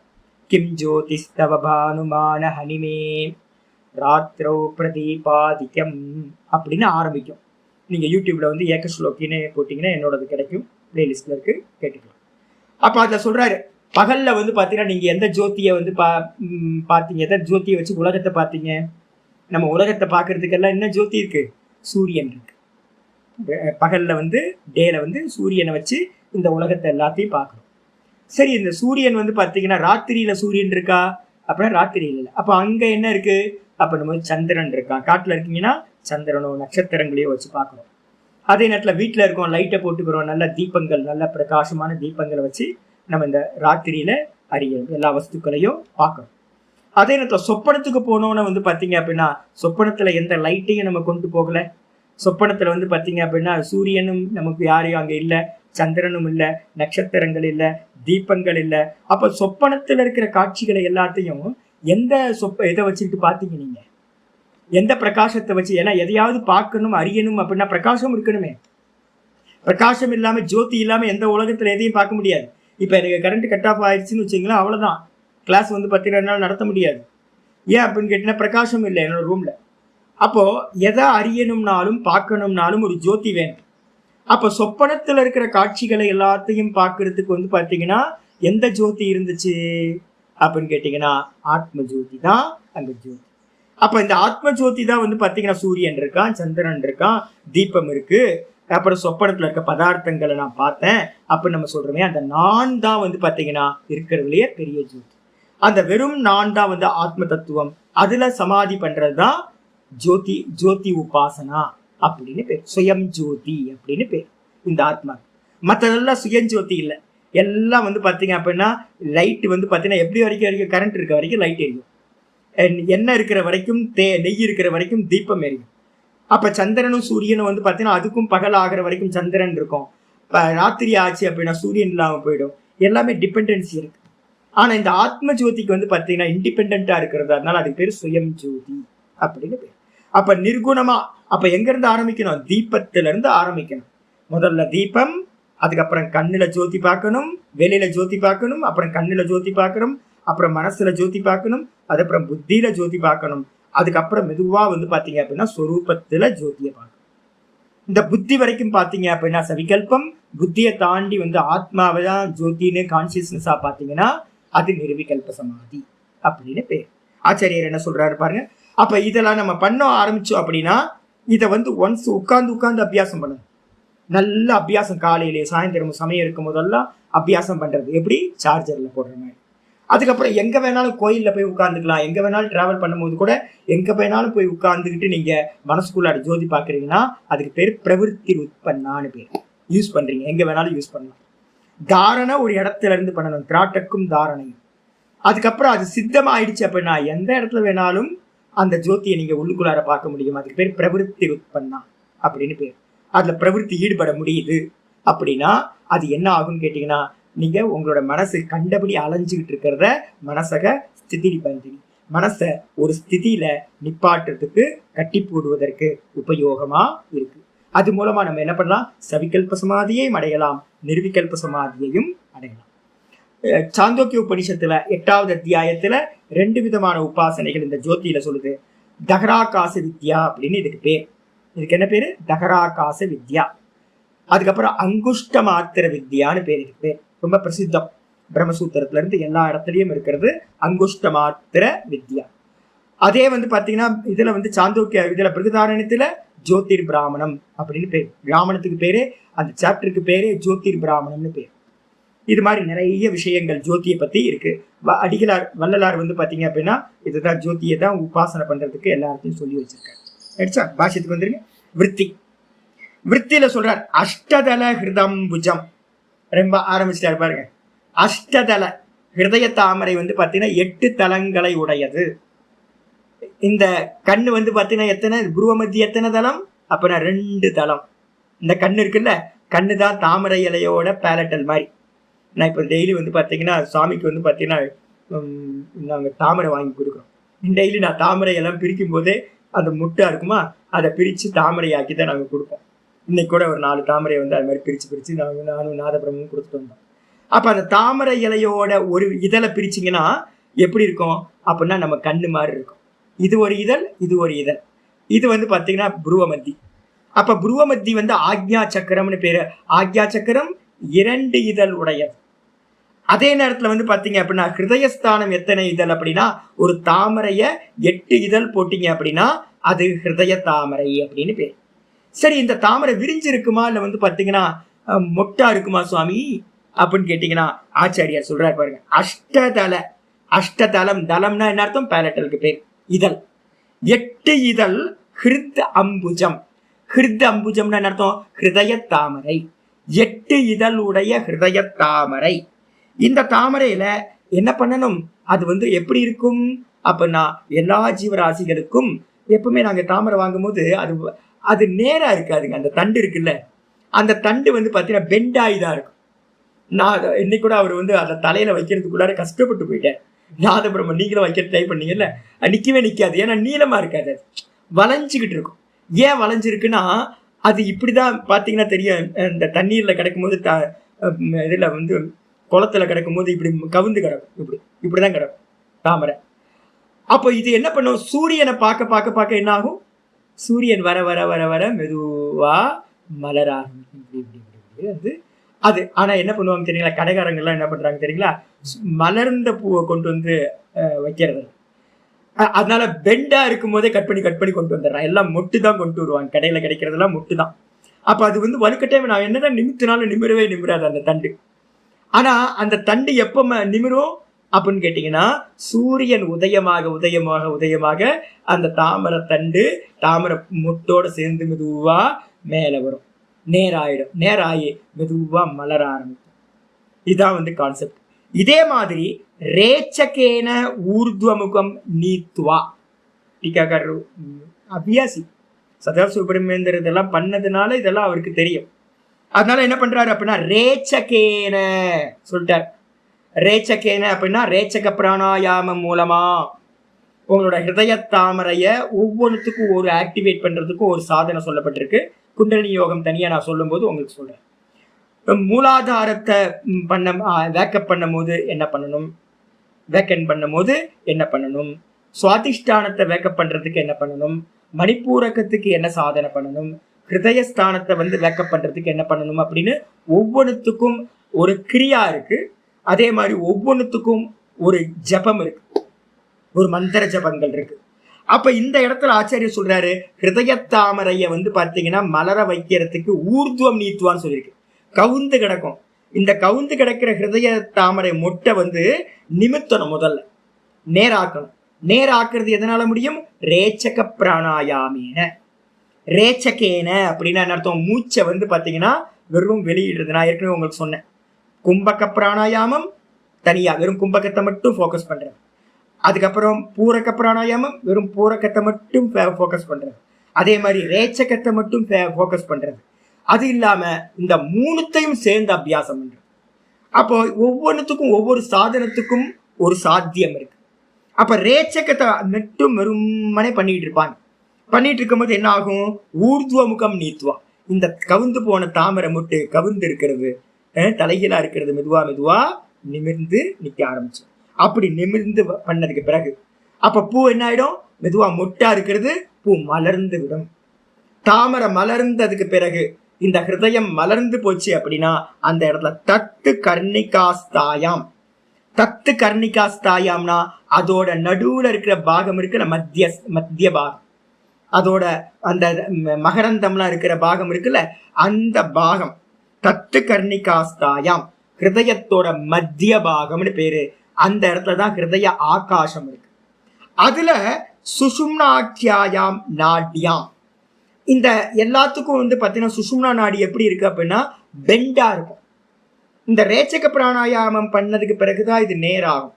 இந்த நம்ம ஸ்பைனல் கார்டு இருக்கு பாத்தீங்களா, அந்த ஸ்பைனல் கார்டு வந்து பாத்தீங்கன்னா நம்ம நல்லா அந்த ஸ்பைனல் கார்டு நிமிர்ந்துடும். நிமிர்ந்ததுக்கு பிறகு வந்து பாத்தீங்கன்னா இந்த ஹிருதயத்தில் இருக்கிற நாடி அந்த மத்திய பாகத்துல ஹிருதய கமலத்துல மத்திய பாகத்துல இருக்கிற சுஷும்னா நாடி, 3 நாடி வந்து பாத்தீங்கன்னா முண்டக்கத்திரியம் சொல்லுது, சாந்தோக்கியத்துல சொல்லுது, பிருகதாரண்யத்துல சொல்லுது. அதே மாதிரி வர்ணனைகள் கட்டோபனிஷத்துல இருக்கு. எல்லா இடத்துலையும் இந்த நாடி இதை பத்தி பிரச்சாரம் நிறைய இருக்கு. நல்லா வந்து பாத்தீங்கன்னா சொல்லப்பட்டிருக்கு, பிரச்சாரம் பண்ணப்பட்டிருக்கு. என்னன்னு கேட்டீங்கன்னா பிரதான நாடிகள் என்னன்னு கேட்டீங்கன்னா இடா, பிங்களா, அப்புறம் சுஷும்னா. இந்த இந்த ரைட் சைட்ல போறது சூரிய நாடி, பிங்களா. லெஃப்ட் சைட்ல போறது வந்து பாத்தீங்க அப்படின்னா இடா நாடி, சந்திர நாடி. இதுக்கு நடுவுல வந்து பாத்தீங்கன்னா புருவ மத்தி வழியா போறது வந்து எதுவோ அதுக்கு பேர் சுஷும்னா நாடின்னு பேர். சூரிய நாடி எப்பவுமே தர்மம், சந்திர நாடி எப்பவுமே அதர்மம். சூரிய நாடி எப்பவுமே ரைட் சைட்ல சுவாசம் போதுன்னா உங்க சிந்தனை ரொம்ப தார்மீகமா இருக்கும். பலகீனம் இல்லாம இருக்கும். சந்திர நாடியில போகுதுன்னா அது போகஸ்தானம், அது உணர்வு மயமானது. அது என்ன பண்ணும், எப்பவுமே மாத்தி தான் காட்டும், எல்லாத்தையும் தத்தியா இருக்கும். அதனால வந்து பாத்தீங்கன்னா இது சூரிய நாடி வந்து பாத்தீங்கன்னா பித்த பிரதானம், இந்த சந்திர நாடி வந்து பாத்தீங்க அப்படின்னா கபப்பிரதானம். இந்த ரெண்டுத்துக்கும் நடுவுல இருக்கிறது வந்து பாத்தீங்கன்னா சுஷும்னா நாடி. இந்த நாடி தர்மமும் இல்லை அதர்மமும் இல்லை. இந்த நந்தி பகவான் இருக்கார் பாத்தீங்களா, நந்தி பகவானோட நடுவுல இருந்துட்டு வந்து பாத்தீங்க அப்படின்னா தர்சனம் பண்ணணும் சிவலிங்கத்தை அப்படின்னு சொல்லுவோம். நீங்க வந்து பாத்தீங்கன்னா நந்திக்கு பின்னாடி இருந்துகிட்டு அந்த ரெண்டு கொம்புக்கு நடுவுல பண்ணுவீங்க பாத்தீங்களா தர்சனம் பண்றது. இப்பெல்லாம் நிறைய பேருக்கு தெரியறது இல்லை. சின்ன வயசுல எல்லாம் எங்க அம்மா வந்து பாத்தீங்கன்னா நந்திக்கு பின்னாடி போய் அந்த கொம்புக்கு நடுவுல பாடுறான்னு ஏன் அப்பெல்லாம் தெரியவே தெரியும், ஏன் பண்றாங்க எதுக்கு பண்றாங்கன்னு தெரியவே தெரியாது. அதுக்கு என்ன அப்படின்னு கேட்டீங்கன்னா நந்தி எது அப்படின்னு கேட்டீங்கன்னா பிராணனுக்கு பேர் நந்தின்னு பேர். பிராணன் தான் நந்தி பகவான். அந்த நந்தி பகவானோட இடகலா பிங்களா ரெண்டு இருக்கு, ரைட் சைடு லெஃப்ட் சைடு. அப்ப சூரிய நாடி சந்திர நாடி இந்த ரெண்டுத்துக்கும் நடுவுல வந்து பாத்தீங்கன்னா நீங்க பாத்தீங்க அப்படின்னா இந்த புருவ மத்தியில வந்து பாத்தீங்க அப்படின்னா யார் இருக்கார், சிவபெருமான் வந்து அர்த்தநாரீஸ்வரரா இந்த ஸ்தானத்துல சொல்லப்பட்டிருக்கு. இதுக்கு முன்னாடி வந்து பாத்தீங்கன்னா பக்தி ஸ்தானம் எது அப்படின்னா ஹிருதய கமலம் தான் பக்தி ஸ்தானம். பக்தி ஆரம்பிக்கிற இடம் வந்து ஹிருதயம், முடிகிற இடம் வந்து பாத்தீங்கன்னா பக்தியோட முடிவு எங்க, இந்த புருவ மத்தியில முடியும். இதுதான் டிராவலிங் நமக்கு. அப்ப அந்த சுஷும்னா நாடியாக்கியாம், சுஷும்னாக்கியாம் நாடியாம், சுஷும்னா என்று பெயரை உடைய நாடியில் என்ன இருக்கு, அந்த நாடி வந்து பாத்தீங்கன்னா வேக்கப் ஆயிட்டோன்னு அந்த மத்திய பாகத்துல வந்து பாத்தீங்கன்னா என்ன என்ன பார்க்கணும் அப்படின்னு கேட்டீங்கன்னா ரொம்ப அற்புதமான வச்சனங்கள்லாம் இருக்கு. என்னெல்லாம் பார்க்கணும் அந்த இடத்துல, சௌர சூரியனோட பிரகாசத்தை வந்து பாத்தீங்கன்னா அங்க பார்க்கணும். டெய்லி வந்து பாத்தீங்கன்னா சந்தியாவந்தனம் பண்றவங்களுக்கு மாத்தியானிக்க சந்தியால சூரிய தரிசனம் பண்ண சொல்லியிருக்கு. இந்த கைகள்லாம் வந்து பாத்தீங்கன்னா முத்திரையை வச்சுக்கிட்டு வரும் பிரகாசத்தை வந்து பாத்தீங்கன்னா சூரியனை மட்டும் பார்க்கறதுக்கு ஒரு விதி. அது எதுக்கு அப்படின்னு கேட்டீங்கன்னா காயத்ரி வித்யா வந்து பாத்தீங்கன்னா காயத்ரி உபாசனமே இந்த ஜோதி உபாசனம் தான். ஹிருதயத்துல வந்து பாத்தீங்கன்னா அந்த சூரிய ஜோதியை பார்க்கறதுன்னு பேர். நம்ம என்ன பண்றோம், ஸ்தூலமாக்கி விட்டுட்டோம் எல்லாரும். வாஸ்தவத்துல அந்த சுஷும்னா நாடியில வந்து பாத்தீங்கன்னா அந்த சூரிய பிரகாசத்தை பார்க்கணும். சௌரன்னு பேர் இருக்கு. சௌரனா சூரியனோட பிரகாசம் சௌரம். அதுக்கப்புறம் பூர்ண சந்திரன். நேத்து வந்து முந்தா நேத்து 2 நாளா பாத்தீங்கன்னா பௌர்ணமியா, ஐயோ இங்க இருக்கிற தர்சனம் இருக்கு பாருங்க. நேத்து சாயந்தரம் நீங்க போனீங்கல்ல 9 மணிக்கு, பார்த்தா என்ன கலர்ன்றீங்க, ரெட் கலர்ல சந்திரன் வந்து பாத்தீங்கன்னா ரெட் கலர்ல இருக்கான். அப்படியே எடுத்து சாப்பிடலாம் போல இருக்கு. அது மாதிரி ஏதோ தின்பண்ட மாதிரியே இருக்கு பாக்குறதுக்கு, முடிச்சா சாப்பிடலாம் போல இருக்கு. அது மாதிரி நல்ல கலர்ஃபுல்லானது. அப்போ சந்திரனையும் சூரியனையும் அதே மாதிரி வந்து பாத்தீங்கன்னா சௌரம் சாந்திரம், அதுக்கப்புறம் வந்து பாத்தீங்கன்னா சாந்திரமச. சாந்திரமசனா சந்திரனோட பிரகாசம். அப்புறம் வைத்யுதாதி. வைத்யுத்தம்னா வித்யுத்னா என்ன அர்த்தம், மின்னலுக்கு பேரு வைத்யுத்துன்னு பேர். என்னைக்காவது மின்னல் வந்துச்சுன்னா தூரத்துல இருந்து பாருங்க எவ்வளவு பிரகாசம்னு பாருங்க. ஒரு 12 மணிக்கெல்லாம் ராத்திரியில வந்து பாத்தீங்கன்னா கரண்ட் கட் ஆஃப் ஆயிடுச்சுன்னு வச்சுங்க, மொத்த சிட்டியும் வந்து பாத்தீங்கன்னா டார்க்கா இருக்கும். அந்த நேரத்துல ஒரு மின்னல் வந்துச்சுன்னு வச்சுங்க, ஒரே ஒரு க்ஷணம் மொத்த சிட்டியையும் வந்து பாத்தீங்கன்னா பிரகாசப்படுத்திட்டு போயிடும். எவ்வளவு பிரகாசம், சூரியனை காட்டிலும் சந்திரனை காட்டிலும் அதிகமான பிரகாசம் உடையது அந்த மின்னல். மின்னல் லோக்கம்னு ஒரு பெரிய லோக்கமே இருக்கு மேல. அப்ப வந்து பாத்தீங்கன்னா சூரிய பிரகாசம் இல்லைன்னா சந்திர பிரகாசம். சந்திரன்ல நான் சொன்னது வந்து ரெட் கலர்ல சொன்னேன். ஆக்சுவலா என்ன, எல்லோ பால் கலர்ல, எல்லோ கலர்ல நல்ல கலர், சௌமியமான கலர் இருக்கும். ஏதாவது ஒண்ணு என்ன பண்ணணும்னு கேட்டீங்கன்னா என்ன பண்ணணும், காப்பி பேஸ்ட் பண்ணணும். அதை அப்படியே பார்த்து தாரணை பண்ணணும். சூரியனை பார்க்கறதுக்கு ஒரு தாரணா வந்து பாத்தீங்கன்னா யாராவது காயத்ரி பண்றவங்க இருந்தாங்கன்னா அவங்க அந்த எனக்கு அந்த கையை வரதான் போயிடுச்சு, ரொம்ப நாள் ஆச்சு இல்ல, என்னது வந்துடுச்சு.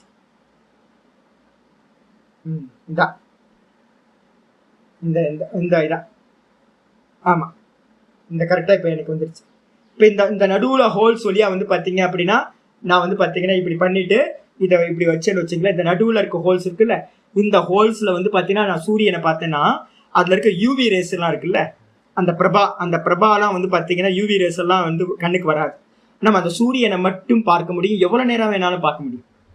நீங்க இந்த முத்ரா இல்லாம வந்து பாத்தீங்க அப்படின்னா என்ன ஆகும், உங்களால மொத்தமா பாத்தீங்க அப்படின்னா கண் அவிஞ்சு போயிடும். அது மாதிரிலாம் யாரும் பாத்துறாதீங்க. சூரியன் சாமி பார்க்க சொன்னார், சுவாமியை காப்பி பேஸ்ட் பண்ண சொன்னார் அப்படின்னு போய் பார்த்து கண்ணு நொல்ல கண்ணாகி போச்சுன்னா அதுக்கு நான் பொறுப்பு இல்லை.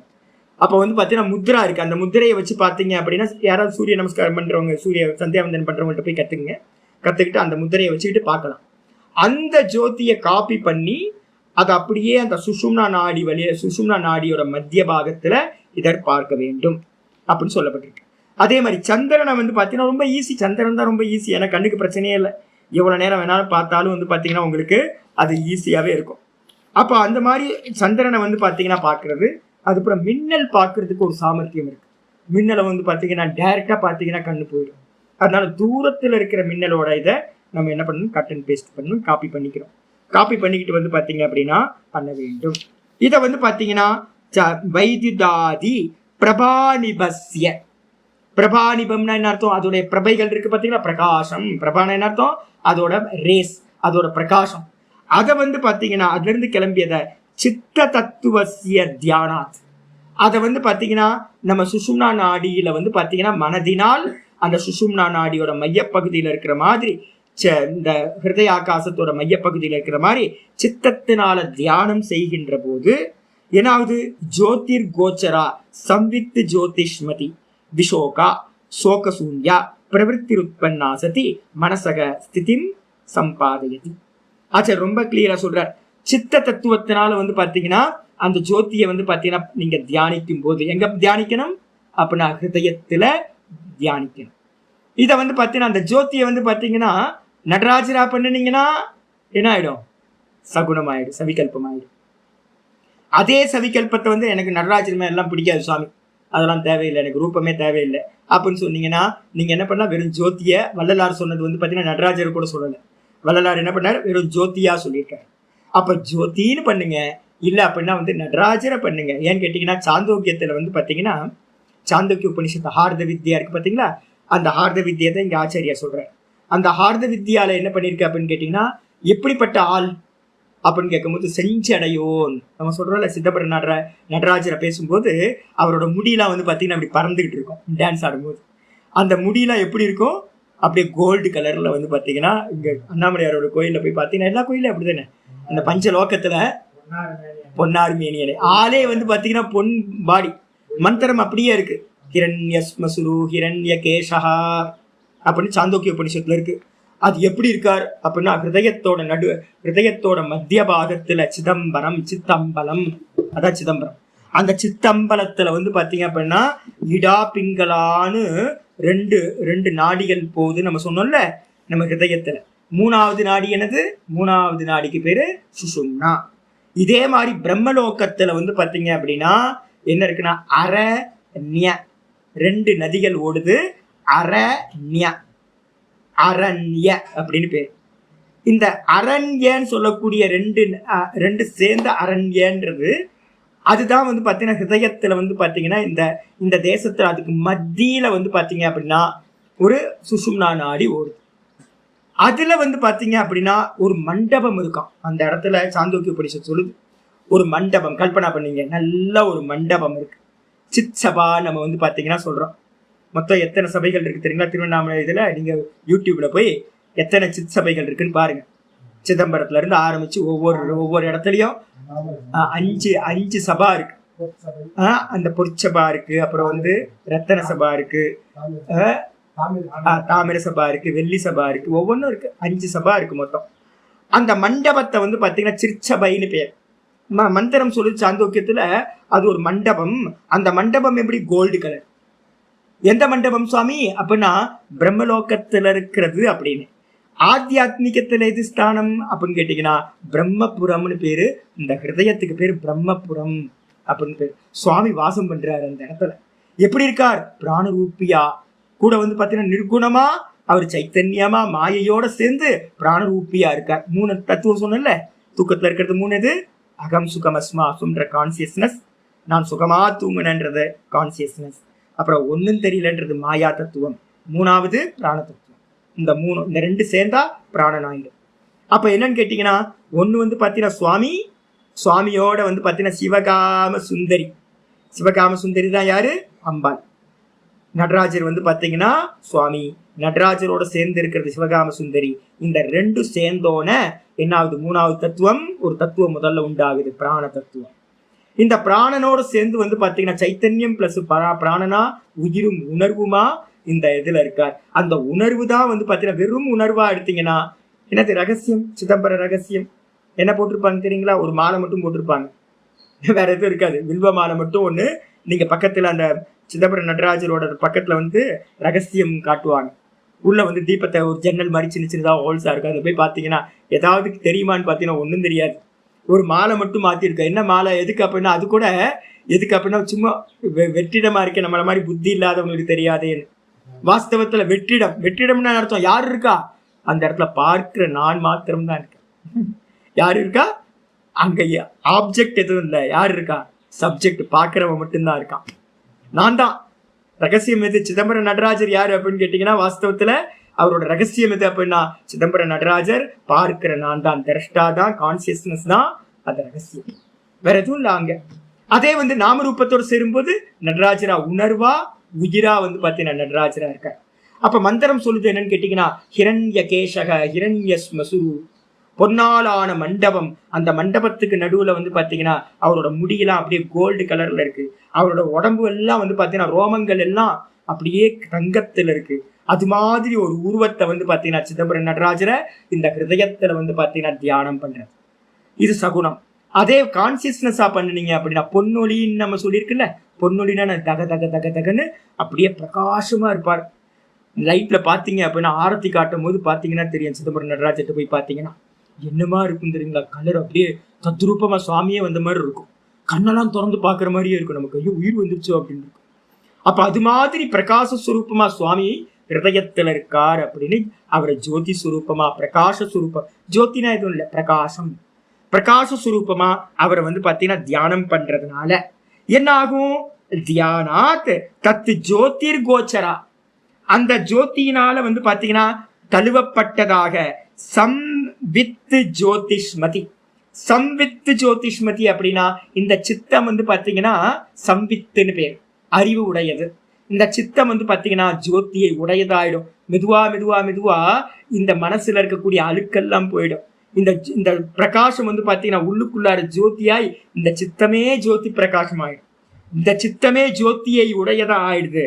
அப்படி ஆகும்போது விஷோகா, நம்மளுடைய கவலைகள் எல்லாம் போயிடும், சம்சார சோகங்கள் எல்லாம் போயிடும். சுவாமியை வந்து தியானம் பண்ணும் போது அந்த உள்ளுக்குள்ளார சுவாமி வந்துட்டாருன்னு வச்சுங்க, இந்த ஜோதியை ஹிருதயத்துல பார்க்க ஆரம்பிச்சிட்டீங்கன்னு வச்சுங்க, சம்சார சோகம் எல்லாம் நிவர்த்தி ஆயிடும். நிவர்த்தி ஆனதுக்கு பிறகு சோக்க சூன்யா, விஷோக்கான என்ன அர்த்தம்? சோக்க சூன்யா, சோக்கம் இல்லாததா ஆகிவிடுகிறது. அந்த இடத்துல பிரவிற்த்தி உற்பன்னா. அப்ப ஒரு வாட்டி நீங்க எங்கேயாவது இருந்து அபியாசம் பண்ணிட்டீங்க அப்படின்னா அதுக்கப்புறம் எங்க வேணாலும் சுவாமியை உட்கார்ந்துட்டு பார்க்கலாம். காட்டுலயோ மேட்டுலயோ எங்க வேணாலும் படுத்துக்கிட்டோ உட்கார்ந்துக்கிட்டோ நீங்க என்ன பண்ணலாம்? இந்த ஹிருதயத்துல இருக்கிற நடராஜரை ஜோதி ஸ்வரூபத்தை பார்க்க முடியும்.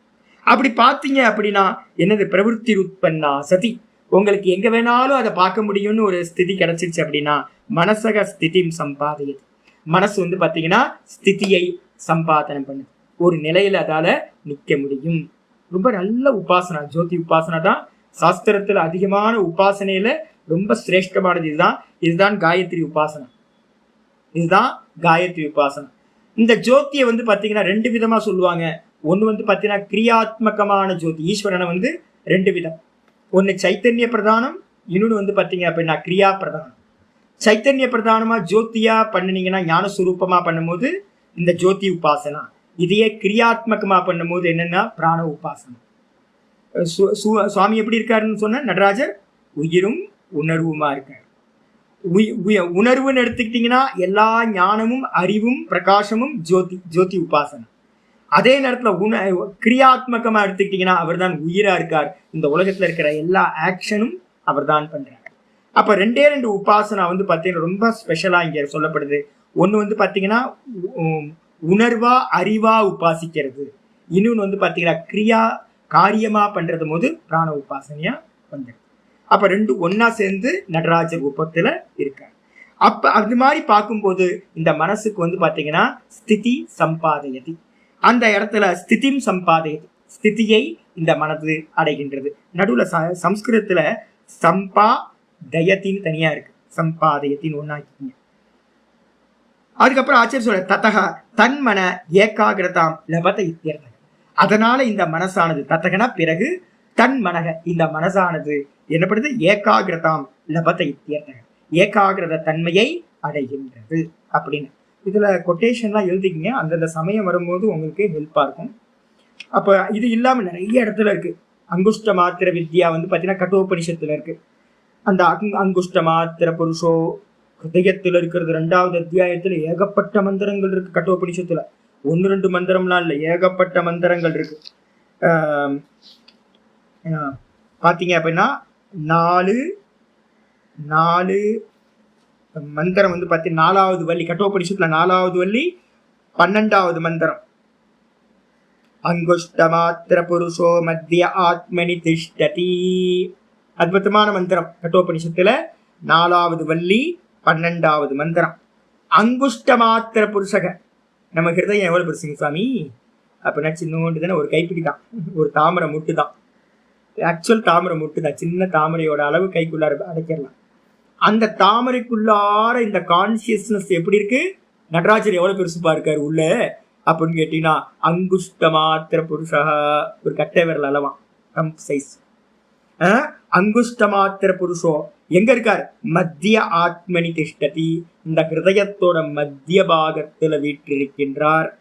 ஈசானோ அவரு, ஐயோ அவர் சின்னவரா, ஐயோ அல்பமாச்சாயே. ஏன்னு கேட்டீங்கன்னா அந்த ஆகாசத்துக்கு பேரே, அங்க இருக்கிற ஆகாசத்துக்கு பேரே தகராகாசம். அப்படி தகரம்னா என்ன தெரியுங்களா, தகராகாசம் இல்லை, தமிழ் படிக்கிறவங்கள தகராகாசம் சொல்றாங்க. தகரன்னு பேர். தகரன்னா என்ன அர்த்தம்னா அல்பம்னு அர்த்தம். அல்பாகாசம். எவ்வளவுப்பா அல்பம், அல்பம்னா எவ்வளவு அளவுப்பா அப்படின்னு கேட்டீங்கன்னா கடுகு அளவுன்னு சொல்லுவோம். சின்ன கடுகு பெரிய கடுகு, பெரிய கடுகு எடுக்காதீங்க, சின்ன கடுகு இருக்குல்ல, அந்த இப்பெல்லாம் ஹைபிரிட் வந்து பெரிய பெரிய கடுகா வருது, அது இல்லை, சின்ன கடுகு. அந்த சின்ன கடுகு அளவுக்கு தான் வந்து பாத்தீங்கன்னா ஹிருதயத்துல ஒரு ஹோல்ஸ் இருக்கு. அதுதான் ஹிருதயாகாசம், தகராகாசம் அப்படின்னு பேரு. அந்த ஆகாசத்துல ஒருத்தன் உட்கார்ந்து இருக்கானா, ஐய அந்த ஆள் அப்ப ரொம்ப அல்பமா அப்படின்னா இல்லப்பா, அவர் தான் ஈசான, அவர் தான் வந்து பாத்தீங்கன்னா ஈஸ்வரனா இருக்கார். எதுக்கெல்லாம் ஈஸ்வரன், பூத்த பவ்ய, எதெல்லாம் பூத்தத்துல இருக்கோ, கடந்து போனதா எதெல்லாம் இருந்துச்சோ, இனி எதெல்லாம் வந்து பாத்தீங்கன்னா இப்ப இருக்கோ, எதெல்லாம் இனிமே பவிஷ்யத் காலத்துல இருக்குமோ, எல்லாத்துக்கும் ஈஸ்வரன் அந்த நடராஜர் எங்க இருக்கார், உணர்வும் உயிருமா அங்குஷ்ட மாத்திர புருஷனா இந்த ஹிருதயத்துல இருக்கார். ந ததோ விஜுகுப்சதே. இத ஒருத்தன் அறிஞ்சிட்டான் அப்படின்னா, இந்த ஹிருதயத்துல இருக்கிற அந்த ஜோதிய ஒருத்தன் பார்த்துட்டான் அப்படின்னா, அவன் வந்து பாத்தீங்க அப்படின்னா ந விஜுகுப்சதே, அவன்கிட்ட இருக்கக்கூடிய அல்பத்தனங்கள் எல்லாம் போயிடும். எந்த ஒரு பயமும் இல்லாம போகும். யார்ட்டையும் எதையும் மறைக்கணும்னு அவசியம் இல்லை. அவனுக்கு சர்வமும் ஜோதி சுரூபமா தெரிய ஆரம்பிச்சு. அது மட்டும் இல்ல, ஈசானோ பூத்த பவ்யஸ்ய சயேவ அத்ய சயேவ ஸ்வஹா. அவர் தான் வந்து பாத்தீங்க அப்படின்னா நேத்து இருந்தார், அவர் தான் இன்னைக்கு இருக்கார், அவர் தான் நாளைக்கு இருப்பார். அப்ப என்ன அர்த்தம் கேட்டா, ஈஸ்வரன் நித்தியமா இந்த ஹிருதயஸ்தானத்துல வாசம் பண்றார். ஏதத்வை தத் அப்படின்னு வந்து பாத்தீங்கன்னா மந்திரம் வந்து பாத்தீங்கன்னா அருமையான மந்திரம் கட்டோபனிஷத்துல இருக்கு. இது மட்டும் இல்லாம வந்து பாத்தீங்கன்னா இந்த ஜோதியை பத்தி பேசும்போது வந்து பாத்தீங்கன்னா சுஷும்னா நாடி இருக்கு பாத்தீங்களா, இந்த சுஷும்னா நாடியை பத்தின இது வந்து எங்க சொல்லப்பட்டிருக்கு அப்படின்னு கேட்டீங்கன்னா, நம்ம டெய்லி வந்து பாத்தீங்கன்னா நாராயண சூக்தம் படிக்கிறோம். இந்த நாராயண சூக்தத்துல வந்து பாத்தீங்கன்னா அருமையான வச்சனம் வந்து பாத்தீங்கன்னா வருது. அந்தர் பகிஷ்ச தத் சர்வம் வியாப்ய நாராயண ஸ்திதிஹி அனந்தமவ்யயம் கவிகும் சமுத்ரேந்தம் விஸ்வசம்புவம் பத்மகோஷ பிரதீகாசகம். இங்க இருந்து ஆரம்பிக்குது. நாராயண சூக்தத்துல வந்து பாத்தீங்கன்னா முக்கியமானது சொல்லியிருக்கு. பத்மகோஷ பிரதீகாசம் ஹிருதயம் சாப்பியதோ முகம். இந்த ஹிருதய கமலம் வந்து பாத்தீங்கன்னா எப்படி கவுந்து கிடக்குதான், இந்த கவுந்து கிடக்குது. அதுதான் இங்க இவரும் வந்து பாத்தீங்கன்னா சதாசிவ பிரம்மேந்திரரும் எப்படி எழுதியிருக்காரு, ஆரம்பிக்கும் போது 8 தல தாமரை என்னது ரேச்சகத்தினால அதை மேல் நோக்கி திருப்பணும் அப்படின்னு. அப்ப 2 முறை இருக்கு, ஒண்ணு பிராணாயாமம், இன்னொன்னு பாவசக்தி. பக்தி பாவத்தினாலையும் அதை வந்து பாத்தீங்கன்னா மேல் நோக்கி திருப்ப முடியும், இல்லைன்னா கிரியா பிரதானமா பிராணாயாமத்து மூலமாவும் நிமித்த முடியும். அது வந்து பாத்தீங்கன்னா சாப்பியதோமுகம், அதோமுகமா இருக்கு அந்த ஹிருதய தாமரையில. அதோ நிஷ்டியா விதஸ்தியாந்தே நாபியாமு பரிதிஷ்டதி ஜுவாலமாலா குலம் பாதி விஸ்வஸ்யாயதனம் மகது அப்படின்னு வரிசையா வந்து பாத்தீங்க அப்படின்னா இதை பத்தி தான் வச்சனம் வந்து பாத்தீங்கன்னா இருக்கு. மின்னல் கொடி போல இந்த சுஷும்னா நாடி வந்து பாத்தீங்கன்னா மின்னல் கொடி போல வந்து பாத்தீங்கன்னா அந்த ஹிருதயத்திலிருந்து இந்த நாடி வழியா சுஷும்னா நாடியானது மேல் நோக்கி போகுது. அது வழியா தான் வந்து பாத்தீங்கன்னா நம்ம ஈஸ்வரனை பிராப்தி பண்ண முடியும். அப்ப ஹிருதயத்துல ஜோதி, அதுக்கப்புறம் அது விசுத்தியில போகும், விசுத்தி சக்கரம் தொண்டைக்குழியில இருந்து வந்து பாத்தீங்கன்னா இதுல இருந்து இந்த புருவமத்திக்கு போனோன்னு அந்த ஈஸ்வரன் அடையப்படுறார் அப்படின்னு புரிஞ்சுக்கணும். இதோட வந்து பாத்தீங்கன்னா ஆச்சாரியர் சொல்றார், இதோட இது முடியுது. இது வந்து இண்டிகேட் தான் பண்ணுது, நம்ம உபனிஷத்துல கேட்டு தெரிஞ்சுக்கிட்டு என்ன பண்ணணும், அது பூரண உபாசனையா எப்படி பண்றதுன்னு தெரிந்து கொள்ள வேண்டும். இதோட வச்சுங்க. விஷோகாவா ஜோதிஷ்மதி. இதை வெளியில பாக்குறது நிஷேதம் பண்ணலாமா பண்ணக்கூடாதா? யாராவது தீபத்தை ஏற்றி வழிபடுறாங்க, டெய்லி தீபம் இருக்கு பார்த்தீங்கன்னா, சுவாமி இருக்கார். நான் ஏற்கனவே உங்களுக்கு சொல்லியிருக்கேன். என்னன்னு கேட்டீங்கன்னா, சுவாமிக்கு வந்து பார்த்தீங்கன்னா மொத்தம் எத்தனை ஃபார்ம் இருக்கு அப்படின்னா 4 ஃபார்ம் இருக்கு. என்னன்னு கேட்டீங்கன்னா, முதல்ல வந்து பார்த்தீங்கன்னா வெளியில அக்னி தத்துவமா பகவான் இருக்கார். இங்க இந்த பூலோகத்துல அக்னி தத்துவமா இருக்கார். ஆகாசத்துல வந்து பார்த்தீங்கன்னா அவர் தான் வாயுவா இருக்கார். அவர் தான் வந்து பார்த்தீங்கன்னா வானத்துல வந்து சொர்க்கத்துல வந்து சூரியனா இருக்கார். அவர் தான் வந்து குணம் இல்லாம நிர்குணமா வெறும் பிரகாச ரூபமா கான்சியஸ்னஸா இருக்கார். அப்ப சுவாமி வந்து ஒரிஜினல் ரூபம் கான்சியஸ்னஸ். அவர் சொர்க்கத்துல சூரியனா இருக்கார், ஆகாசத்துல வந்து பாத்தீங்கன்னா வாயுவா இருக்கார். அவரே வந்து பாத்தீங்கன்னா இந்த பூமியில வந்து பாத்தீங்கன்னா அக்னி தத்துவமா இருக்கார். அதனாலதான் டெய்லி இப்ப என்னோட தீபம் வந்து பாத்தீங்கன்னா 1 மணிக்கு தான் அணைப்பேன். நான் 12:45 1 மணிக்கு தான் காலையில ஏத்துனேன் அப்படின்னா ஃபுல்லா சாட்சி. இப்ப நான் பேசிக்கிட்டு இருக்கிறதெல்லாம் தீப சாட்சி. ஈஸ்வரன் வந்து பாத்தீங்கன்னா அந்த தீபம் ஈஸ்வரனா இருக்கு. திருவண்ணாமலையில தீபம் ஏத்துறோம்ல மேல என்னது ஜோதிந்தன ஜோதியை பார்த்தோம் அப்படின்னாவே போதும், எல்லாம் 10 நாளும் ஜோதியை பார்த்துப்போம். சுவாமி யாரு அப்படின்னா ஜோதி சுரூபமா சுவாமி இருக்காரு. அக்னி தத்துவம். அது வந்து பாத்தீங்கன்னா அக்னி தத்துவம் இருக்கணும்னா என்ன இருக்கணும், அதுக்கு காரணம் வாயு இருக்கணும். அப்போ வெளியில வாயுவா அவர் தான். அந்தரிக்ஷத்துல வந்து பாத்தீங்கன்னா இந்த எல்லா கிரகங்களையும் கிரியாசக்தியா இருந்துகிட்டு எல்லாத்தையும் சுத்த வைக்கிறார். அந்த வாயு பகவான் இல்லை அப்படின்னா அந்த கிரகங்கள்லாம் சுத்தாது, எல்லாம் நின்றும் ஜடமாயிடும். இங்க ஆக்ஷன் நடக்குது அப்படின்னா வெளியில இருக்கிற வாயு ஒரு நாள் சில சமயம் டிப்ரெஷன் உண்டாயிருப்பாங்க. என்ன ஆகும் யோசிச்சு பாருங்க. ஐயோ மனசுலாம் இறுகி போயிடுங்க, நம்மளால வெளியிலேயே போக முடியாது. ஐயோ இங்க அடிக்கடி நல்ல மழை வரத்துக்கு முன்னாடி டிப்ரெஷன் கிரியேட் ஆகுது இல்ல, எப்படி இருக்கு, வெளியில காத்து அடிக்கலன்னா செத்தம் இல்லை நம்ம. அப்போ அதனால வந்து பாத்தீங்கன்னா பகவான் எப்படி இருக்காரு அப்படின்னா அந்தரிக்ஷத்துல வாயுவா இருக்கார். அதே நேரத்துல வந்து நித்திய சூரியனா, சூரியன் சொர்க்கத்துல வந்து மறையறதும் இல்லை உதிக்கிறதும் இல்லையா சொர்க்கத்துல இருக்கிறவங்களுக்கு. அப்ப சூரியனா வந்து பாத்தீங்கன்னா மறைவும் இல்லாம அஸ்தமனமும் இல்லாம உதயமும் இல்லாம சொர்க்கத்துல இருக்கார். அவர் என்னப்பா வாஸ்தவத்துல அப்படின்னா இதுவரைக்கும் சகுனம், அதுக்கு மேல அவர் நிர்குணம் என்னப்பான்னா வெறும் பிரகாசம் மாத்திரம்.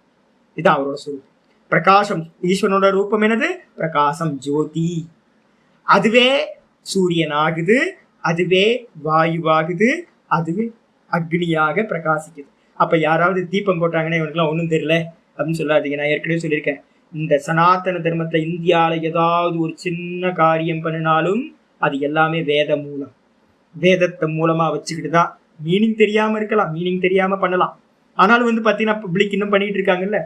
தீபத்தை ஏற்றி வச்சு நம்ம நமஸ்காரம் பண்றோமே, தீப ஜோதி நமோ நமன்னு நம்ம டெய்லி வந்து மந்திரம் சொல்றோம்ல, தீப ஜோதி நமோ நமன்னு வந்து பாத்தீங்கன்னா மந்திரம் சொல்லி தான் பண்றோம். அப்ப என்ன அர்த்தம், நம்ம எல்லா வீட்லயுமே வந்து பாத்தீங்கன்னா தீப ஆராதனை நடந்துட்டு இருக்கு. ஆனா என்ன ப்ராப்ளம்னு கேட்டீங்கன்னா ஸ்தூலத்தோட நிப்பாட்டியாச்சு. அப்ப ஜோதி எங்கெல்லாம் பார்க்கணும், முதல்ல ஜோதி வெளியில பார்க்கணும், 2வது ஜோதி கண்ணுல பார்க்கணும், 3வது ஜோதி மனசுல பார்க்கணும், 4வது ஜோதி புத்தியில பார்க்கணும், 5வது ஜோதி ஸ்வரூபமா பார்க்கணும். இதுதான் ஜோதி ஸ்வரூபம் அப்படின்னு புரிஞ்சு. இதுக்கப்புறம் 37வது ஸ்லோகம் வருது. 5வது உபாசனையா, 4 முடிஞ்சு 5வது உபாசனை. வீதராக விஷயம் வா சித்தம், வீதராக விஷயம் வா சித்தம், வீதராக விஷயம் வா சித்தம், வீதராக விஷயம் வா சித்தம். வீதராக அப்படின்னு என்ன அர்த்தம், விகதராக வீதராகன்னு பேர். விகதராகம்னா ராகம் இல்லாத சித்தம். ராகத்வேஷம், ராகம்னா என்ன எடுத்துக்கணும், ராகத்வேஷம் இல்லாத சித்தம் யாருக்கு இருந்துச்சுன்னு பார்க்கணும். யாரெல்லாம் இருந்துச்சு, இப்ப சதாசிவ பிரம்மேந்திரரே இருக்கே.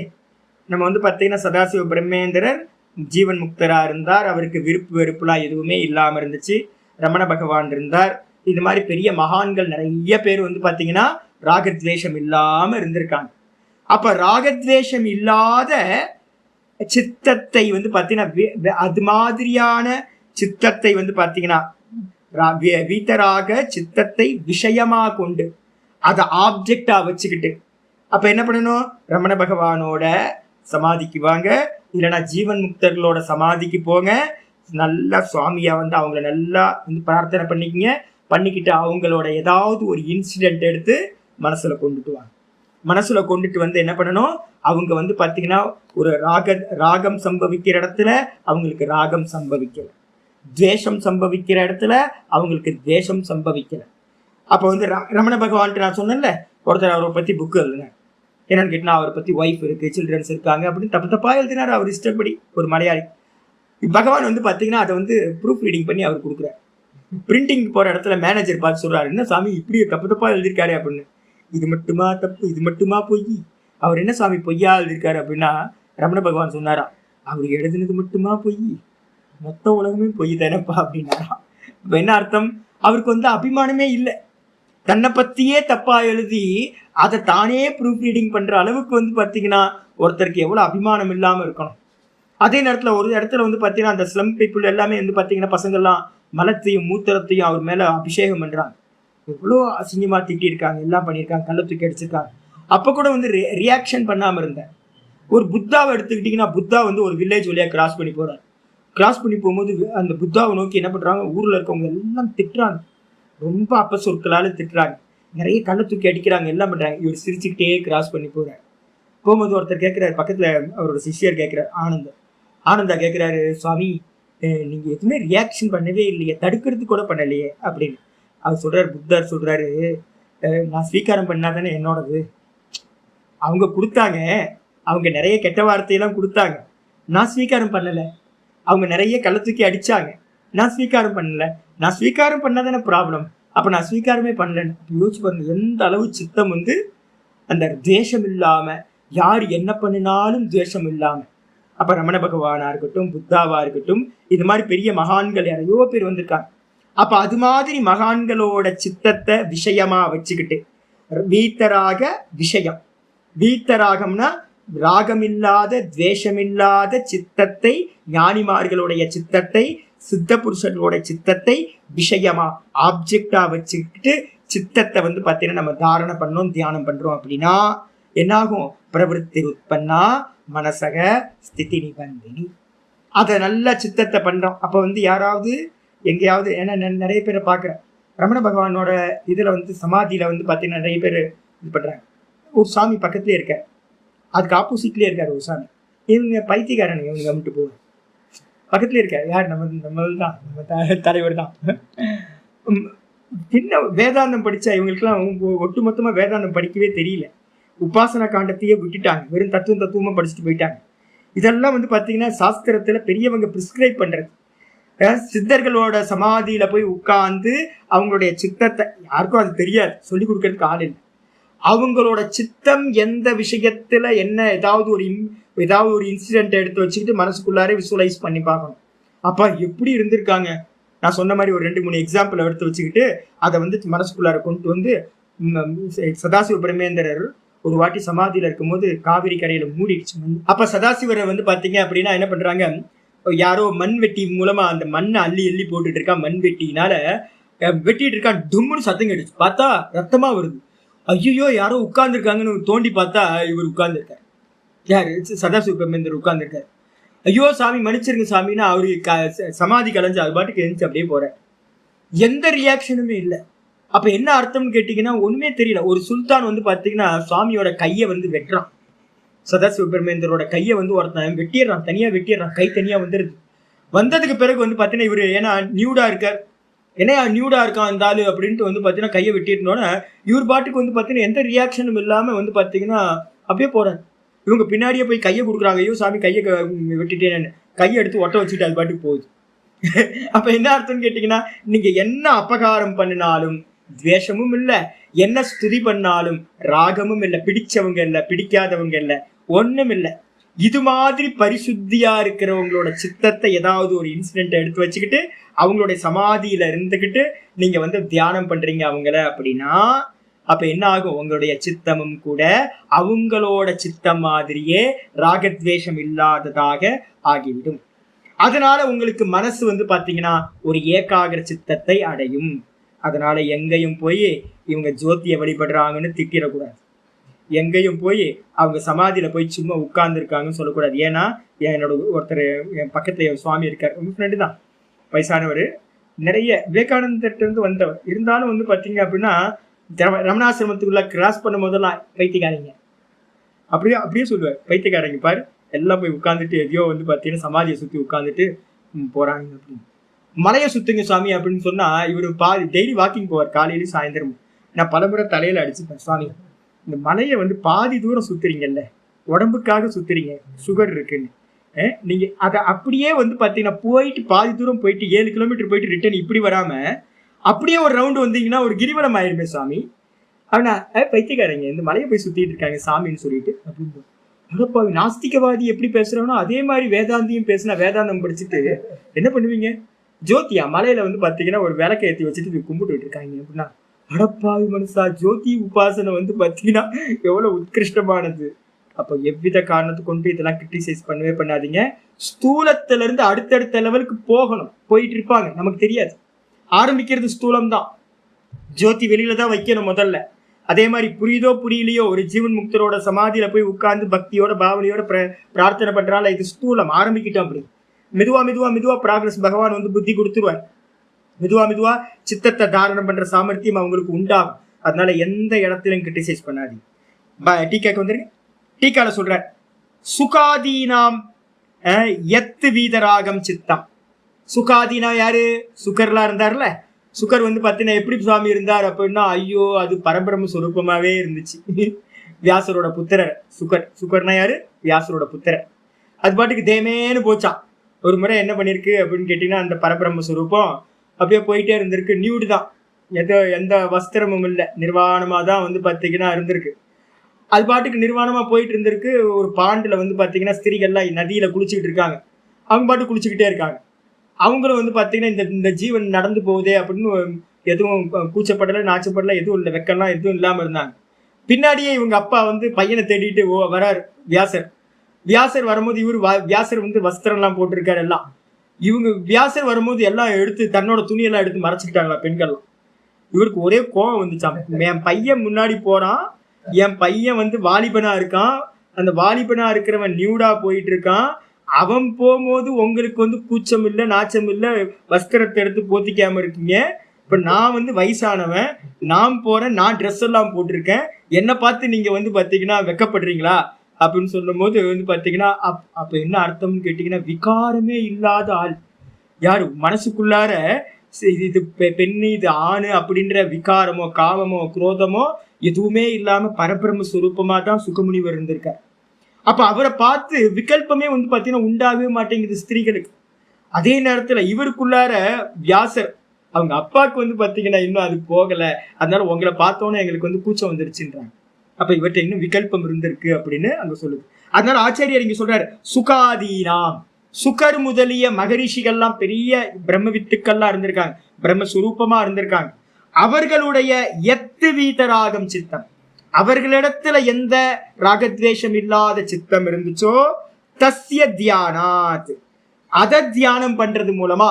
இப்ப நான் ஒரு இன்சிடென்ட் சொல்லியிருக்கேன், அந்த இன்சிடென்ட்டை வச்சுக்கிட்டு அவரோட சித்தம் எப்படி நிர்மலமா இருந்திருக்கு அப்படின்னு நம்ம வந்து பாத்தீங்கன்னா அதையே தாரணம் பண்றது.